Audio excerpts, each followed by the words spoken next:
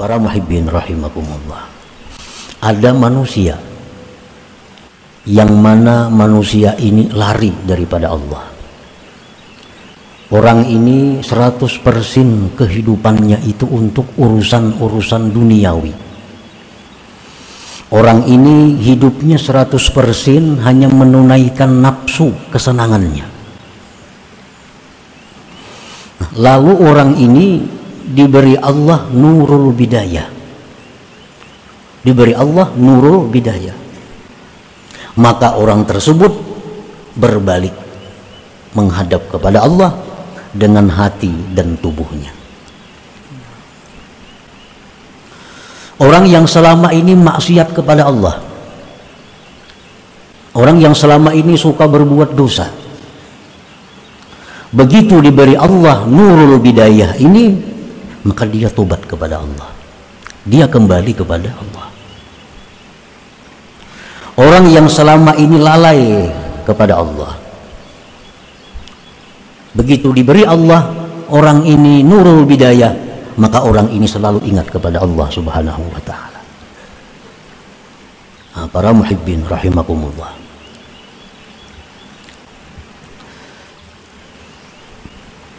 apa yang dijelaskan oleh musannif pengarang ini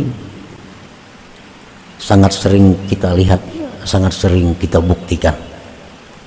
Orang yang dulunya kada tahu apa-apa tentang agama, sekalinya kembali kepada Allah. Nah, maka orang ini sebenarnya diberi Allah nurul bidayah. Orang yang selama ini kada tahu dosa, kada tahu maksiat, selalu dilanggarnya, ternyata orang ini akhir-akhirnya kembali kepada Allah. Nah, maka orang ini dapat pemberian Allah nurul bidayah itu.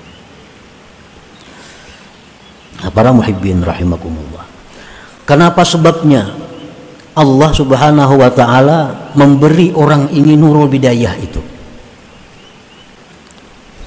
Orang yang selama ini berpaling lari daripada Allah ternyata kembali. Kada disangka-sangka. Kalau melihat kelakuannya dahulu itu kada menyangka. Sekali wahini ya i'tikaf di masjid menuntut ilmu. Kalau dahulu jangankan ke masjid, tiba-tiba orang ini dapat nurul bidayah dari Allah. Nah, kenapa sebabnya sehingga Allah memberikan orang ini nurul bidayah itu?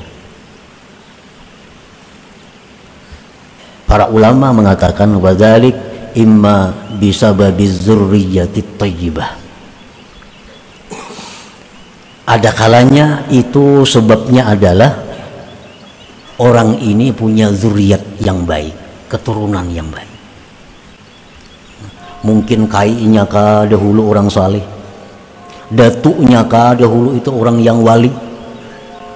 Apalagi mbah datun itu,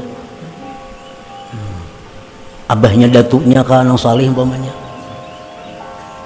sehingga cucu buyutnya ini diberikan Allah nurul bidayah itu, berkah keturunan.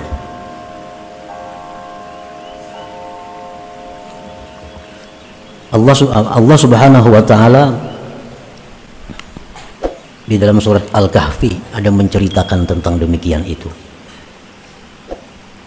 Dan Rasulullah sallallahu alaihi wasallam bersabda, "Innallah yahfadzus salihah bi sab'atin min dzurriyyatihi." Hadis ini dibuat dalam tafsir Al-Qurtubi. Sesungguhnya Allah Subhanahu wa ta'ala memelihara orang saleh itu pada 7 generasi keturunannya.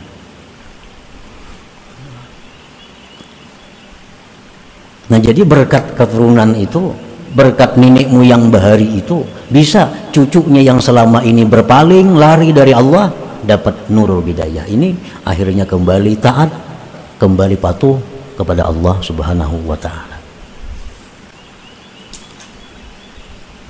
Au kasratis sadaqah, sebabnya, atau orang ini banyak sedekah. Orang ini sembahyang kada tapian sembahyang, perbuatan maksiat komplit bilang semuaan dilakukannya, tapi orang ini ada sebuting bagusnya ketujuh bersedekah. Nah, ini ketujuh bersedekah, Padahal amun pekerjaannya, gawiannya kada kawa dilihat. Cuma orang ini pemurah. Nah, berkat pemurahnya itu, orang ini di akhir-akhirnya bisa diberi Allah nurul bidayah, sehingga dia begitu akhir-akhirnya kembali kepada Allah Subhanahu wa taala sesudah sekian lama menjauh dan lari daripada Allah. Rasulullah sallallahu alaihi wasallam bersabda, tajapau an dzambis sakhi fa innallaha akhidun biyadihi kullama asar. Ujar Nabi kita, merengganglah kalian daripada dosa orang pemurah.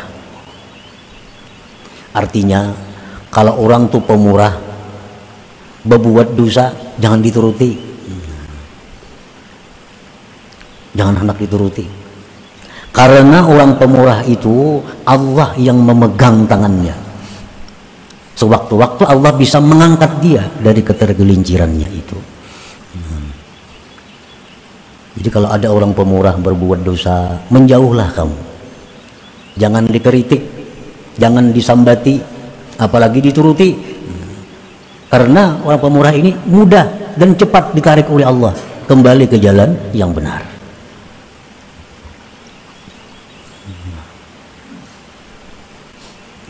Au hubbis salihin, atau cinta orang saleh.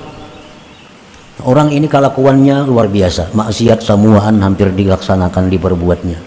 Ibadah-ibadah orang ini lalai. Cuma orang ini ada satu kelebihannya, dia ini hubbus salihin, cinta kepada orang saleh. Ini kalau urusan orang saleh kemana aja didatanginya. Ada dengar di situ ada orang salihin, diilanginya. Ada dengar orang-orang yang mulia, didatanginya.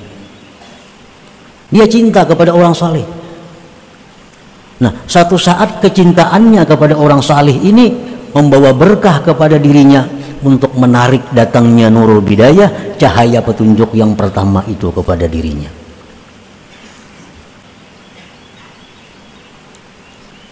Orangnya sembahyangin kada, sembahyang kada, puasa kada. Tapi kalau orang saleh maka menyuruhinya kemana aja nyakun. Di mana ada orang saleh, kuburnya didatanginya. Nah, ini orang berkat kecintaannya kepada orang saleh itu mengundang nurul bidayah datang kepada dirinya itu. Awil ilm, atau ilmu. Ilmu. Orangnya sekolah pesantren tamat, kitab bisa membaca, orangnya alim, tapi nya kada kau mengamalkan ilmu. Sembahyang aja mbahnu sembahyang banu kada, menipu orang mau juga, padahal orangnya alim nih. Nah, satu saat berkat ilmu yang ada pada dirinya itu bisa mengundang datangnya nurul bidayah kepada dirinya. Rasulullah sallallahu alaihi wasallam bersabda, ittaqu zallatal alim wantaziru fai'atah. Ujar Nabi, takutilah ketergelinciran orang alim itu. Kalau orang alim itu ada berbuat dosa, orang alim ada berbuat salah, hati-hati. Nah, tunggunya kita kembali aja kepada jalan yang benar berkat ilmu yang ada pada dirinya itu. Karena orang alim ini bagaimanapun alimnya kada ada jaminan kada berbuat dosa. Yang dijamin kada berbuat dosa itu hanya para anbiya, para rasulullah, orang-orang yang maksumin. Dan jangan aneh kalau ada orang berbuat dosa. Dosa apapun yang dilakukan seseorang, jangan kita takjub, jangan aneh. Nya minum arak tadi, mbah minum araknya bezina, mbah bezina bunuh orang pulang, mbah itu mati. Nah, jangan aneh. Kenapa sebabnya jangan aneh? Karena kullu bani Adam ini khata, tiap-tiap manusia itu berbuat salah. Jangan kita merasa heran orang-orang berbuat dosa. Tapi yang kita aneh, yang kita heran itu adalah orang yang berbuat dosa tapi tidak tobat kepada Allah. Nah, ini aneh katanya. Dan Nabi kita mengatakan wa khairul khatta'in, sebaik-baik orang yang berbuat dosa adalah orang-orang yang kembali kepada Allah Subhanahu wa taala.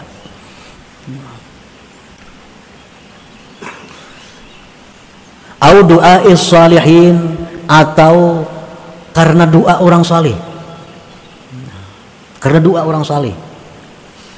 ini orang ini maksiat sudah luar biasa, cuman nang kuitan nang abah ini rajin, ada orang saleh nah doakan anak ulun si anu ngarannya, ada terdengar orang saleh doakan anak ulun si anu kelakuannya kada kawa diurus, ada terdengar orang saleh nang abah ini kasih itu kamari mintakan banyu, minta doakan kepada orang saleh. Nah akhirnya ini bisa mendatangkan nurul hidayah, nurul bidayah kepada orang tersebut. Au bi musibatin asabathu, atau suatu musibah yang menimpa dia. Ini orang nih kelakuannya macam-macam maksiat, dapat musibah, hartanya habis, awak dulu sihat garing. Nah bisa sadar orang ini, nah bisa dia sadar, datang nurul bidayah kepadanya, maka dia tobat dan kembali kepada Allah. Nah para muhibbin rahimakumullah, jadi nurul bidayah ini cahaya pertama yang datang dari Allah kepada seorang hamba, itu dapat merubah watak, merubah kelakuan hamba yang dulunya lari kepada Allah menjadi datang kepada Allah, yang dulunya maksiat tobat kepada Allah, yang dulunya lalai ingat kepada Allah, karena dapat cahaya bidayah daripada Allah Subhanahu wa ta'ala.